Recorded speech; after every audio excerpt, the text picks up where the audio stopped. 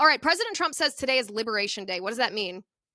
Today is the day that Trump announced that massive tariffs were going to happen. I like the sound of that phrase, Liberation Day. It reminds me of Independence Day. So President Trump would not use that phrase lightly. So liberation from what? What is he talking about? Well, it's liberation from economic and foreign policy, a mindset that has wreaked havoc on our nation for 40 years. It's liberation from the swamp that has actively worked against your interests while taking action to make other countries wealthy at the expense of you and your family. It's liberation from countries and DC politicians ripping off the US taxpayer as they get wealthy and we go to hell in a handbasket. For decades, America's economic policy benefited just the Beltway class. That's actually how we got Trump, right? Because Trump was like, wait a second, I, as a rich elitist myself, can see that the system's been rigged to benefit me, and I want to be your champion because you're the one that's been screwed by this. And the result, of course, is that America's economic policy that's been rigged ushered in social degradation too, and economic devastation all across the country. We have lost in our country millions of jobs.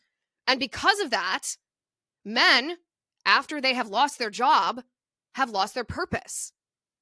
And they've sought relief in the form of self-destruction, drugs, wayward lifestyles.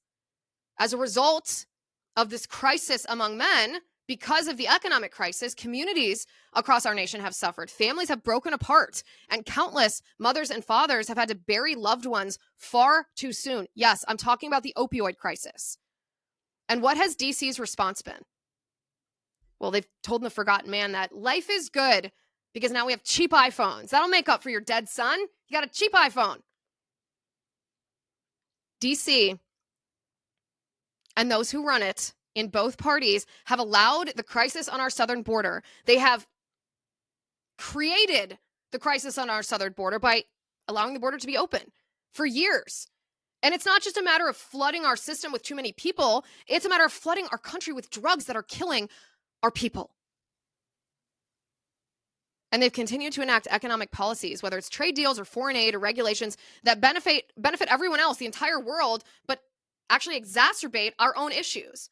DC has ignored the plight of you for decades until today, Liberation Day. Now President Trump is using leverage to put an end to economic decline. Fentanyl coming over our border. How's this going to happen? Let me tell you how it's going to happen. President Trump is now enacting tariffs and crafting his entire economic agenda with one goal in mind. Will this economic policy help the average American have a prosperous, purpose-filled life?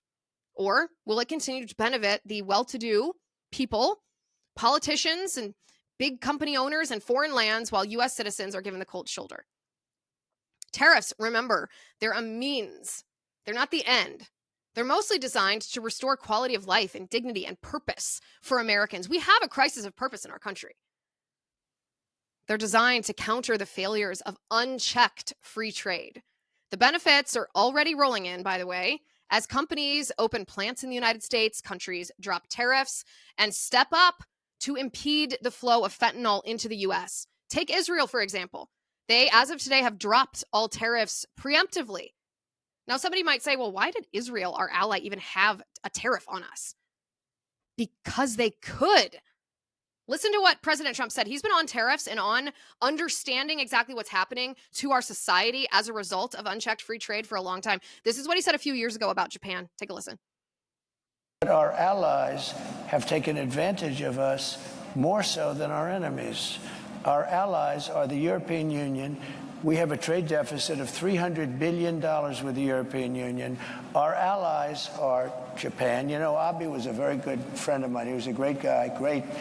And I said to him in Japan, he was assassinated, and he was a great man. He really was. I didn't see too many like him. And he got very sick, and he had to take off, and then he was actually making a comeback. He was going to make a comeback, and he would have won easily. But he was a great gentleman, handsome, wonderful man, respected by everybody. And I went to him, and I said, Shinzo, we have to talk. What? Trade. And he goes, I'll never forget it. I know. I said, what do you know? I knew you'd come to me. Why do you say that? because I can't believe, I wouldn't tell the story if he was alive, actually. Said, I can't believe how many years it's been that nobody even negotiated with us in America. I said, Shinzo, you have to pay for your cars. You're sending millions of cars. You don't accept a car from us. You don't have one car that you accept, and yet we're selling 3 million, 4 million of your cars. I said, Shinzo, on agriculture, you won't even accept our agriculture. And I renegotiated the whole trade deal from a little disadvantage because I was stuck with a bad deal. I mean, we have trade deals that were so bad that I said, who are the people that are doing it? They're either very stupid or they're getting paid off, okay? It's one or the other. It's very simple. They're either very stupid or they're getting paid off, or secret option number 3, both. Both. They're stupid and they're getting paid off. But here's the thing. President Trump understands exactly what's happening to the American economy and the impact that these type of trade deals where Americans are taken advantage of, the impact that that has on our day-to-day life. Ask yourself why Trump was the first president in 40 years to start using economic policy as leverage to benefit you, not the elite class. And the answer to that question is kind of depressing. The answer to that question is maybe no other president in our lifetime has actually served us, actually cared about you. Well, the beauty of this is Trump understands how powerful these tariffs are. He can revoke them at any time. He can implement them at any time. He can even use them to prevent war. And listen to this, for example. A tariff is a beautiful thing, but it's got a bad image. It needs you to fix the image. A tariff, we stop wars with tariffs. No. I mean, I had cases where I told a country they were being very aggressive with another country. It had nothing to do with us. I just don't like seeing dead people, okay? And they were going to go to war. And I said, if you go to war, and they do a lot of business with the United States, I'm putting 100% tariff on everything you do, any business you do with us. No, this has nothing to do. I said, it does have. I stopped a war. Will I get Nobel Prizes? Never. I mean, look what we did with the Abraham Accords, how good that was. But you can stop wars with tariffs. You can stop wars with tariffs. So also, an interesting point, those who criticize tariffs, maybe they're also in the camp, you can look at each individual person, of profiting from forever wars. They don't want a tool that can so easily be used to stop a war that they want. Here's the thing. In negotiating, you can use carrots and you can use sticks. Trump uses both. Tariffs are the biggest stick that he has. So what's the carrot here? Well, remember, if companies don't want to pay tariffs, all they have to do is open a shop in America. America's open for business, and the American people will be the ones profiting. So yes, I would say it's an apt name for today. Happy Liberation Day. Happy Liberation Day.